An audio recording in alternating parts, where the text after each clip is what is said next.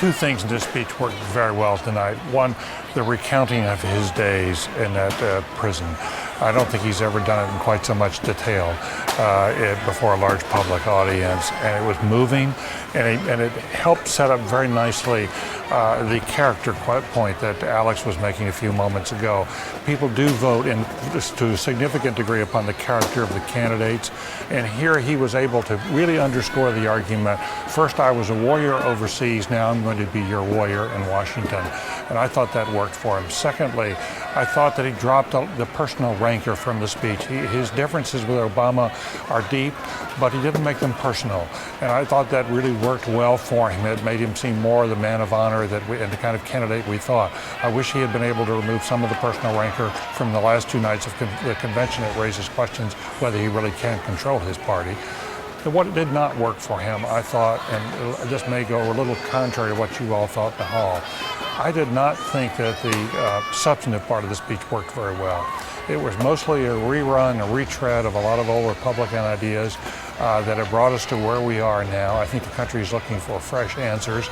It's hard to separate yourself out from President Bush when you essentially have the same economic policies as President Bush. And I thought that the policy presentation was a little thin. His heart was in the retelling of his story, his convictions, and in dealing with international threats, not in the economic. Carl Bernstein, to David Gergen's point, I mean, he makes a very valid point. A lot of this was sort of back to the future. I mean, there wasn't much talk about the 21st century, looking forward, dealing with the new world as we now face it with a resurgent China and other resurgent countries. Is that a mistake? Were they looking back too much? A lot of it's been tonight was very gauzy and unspecific.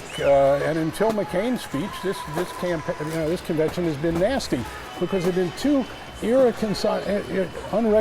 can't put these two concepts together here. The life and record of John McCain until this campaign and what we've seen at his convention in Minneapolis. They just don't fit the crowd, the message until tonight, which was a kind of mud fest and of partisanship, and then John McCain getting up tonight and saying, oh, wait a minute, we've got to reach out and be nonpartisan.